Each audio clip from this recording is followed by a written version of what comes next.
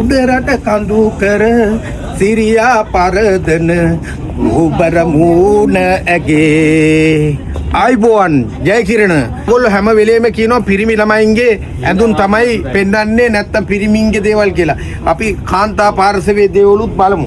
මේ තියෙන්නේ මෙන්න මේවා සාමාන්‍යයෙන් ඩිරාම් 400ක් වෙනවා. ඒක විතරක් නෙමෙයි ගත්තාම මේ තියෙන්නේ මේ ෂොප් එක මේ පුරාවටම මේ තියෙනවා ලස්සන ඇඳුම් වර්ග බලන්න මම ඇඳාම කොච්චර හැඩද කියලා අපරාධේ මම මේ පිරිමි ආත්මයක් අරගෙන නිකාම අපරාධි චොර වෙනවා මේ කොල්ල පස්සෙන් එයි මං ඒ විදිහට හිටියනම් මේ ඔක්කොම කාන්තා ඇඳුම් වර්ග තියෙන්නේ මේක පුරාවටම ඒ කියන්නේ එක වයස් කාණ්ඩයට අවශ්‍ය කරන ඇඳුම් පැළඳුම් තියෙනවා. ඉතින් අපි අහම දැන් අද පිරිමින්ගේ ඇඳුම් තෝරලා ඒගොල්ලන්ට තෑගි දුන්නා වගේ මම මාසෙන් දැන් එන්න වෙනවා. මොකද මම මෙහි ව්‍යාපාර කටයුත්තක් අපි මේ වෙනකොට සාකච්ඡා කරගෙන තියෙනවා කුසිකාර්මික භාණ්ඩ සම්බන්ධයෙන්. එතකොට මෙන්න මේ ඇඳුම් මේ විශාල ඇඳුම් ප්‍රමාණයක් මේකේ තියෙනවා ලස්සන ඇඳුම්. අපි දැන් ආපු පාර මේකෙන් තමයි ගත්තේ. ඉතින් බලමු ඕගොල්ලෝ මොනවා හරි තිබ්බොත් එන්න එන අය ඉන්නවා යන අය ඉන්නවා. ඉතින් මේ අපි මේ අවසන් දවස් අපි මේක ඉන්ද්‍රා මාකට් එකේ ACS කියන ෂොප් එකේ තමයි මම ඉන්නේ. එතකොට බලන්න ඕගොල්ලන්ට නිකන් මෙහෙම මේ ඇඳුම් වර්ග මේ තියෙන්නේ මේ ලස්සන ඇඳුම්. එතකොට නිකන් මේක ලංකාවේ ඉඳලා තායිලන්තයට ආවම පොඩ්ඩක් ගොඩ වෙලා නිකන් බලන්න අනේ වෙළඳ දැන්වීම කරනවා නෙමෙයි මේ සල්ලි අරගෙන මම මේ කරන්නේ ඇත්ත වශයෙන්ම නිකන් දාස්යක් මේගොල්ලන්ගෙන් අපි බඩු මුට්ටු ගන්නවා. එතකොට ඒ ගන්න හරි සතුටු මාත් එක්ක හරි විනෝදකාමී මාත් එක්ක විහිළු කරනවා. මගේ මට පෙන්නුවා අපේටි මගේ Facebook එකේ ඒගොල්ලෝ බලනවා කියලා. එතකොට අපෙත් තුතුකමක් තියෙනවා. ඉතින් මේ ඕගොල්ලන්ට වටිනවා නම් ඒ ගණන් වලට බඩු මුට්ටු ගන්න ඒකේ ප්‍රශ්නයක් නැහැ. මේම ඉතින් අට පැන්නත් වඳුරෝ බිම යන්නේ නැහැ කියලා කතාවක් තියෙනවානේ. ඒ නිසා ඉතින් මම නම් කොයි වෙලෙත් තරුණයි. ඉතින් ඒ නිසා මට ඒක කිසි ප්‍රශ්නයක් නැහැ.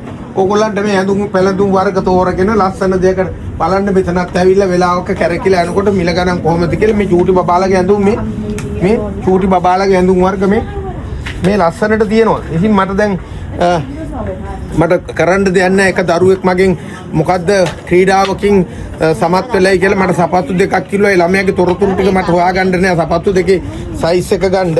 එතකොට එක අවුරුදු 7ක ළමයට ඇඳුමක් ගෙනත් දෙන්න කිව්වා. එයාගේ ඈනුද පිරිම්ද කියලා හොයාගන්න නෑ. නමුත් මං ඇඳුම් කට්ටලයක් ගත්ත දෙපැත්තටම හරියන. ඉතින් ඕන කෙනෙක් මොනවා හරි දෙයක් මේ තායිලන්තේ මොනවා හරි දේවල් කරන්න තියෙනවා අපිට කියන්නේ. අපි ගෙනත් දෙනවා සංචාර මිනිස්සු අරගෙන ඇවිල්ලා මුදල් හම්බ කරන්නේ නැහැ.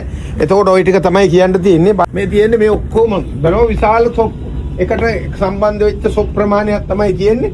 ඉතින් මම බොහොම විනෝදකාමී මිනිස්සෙක්. ඒක මං කාටවත් මොකුත් හිතන්න එපා.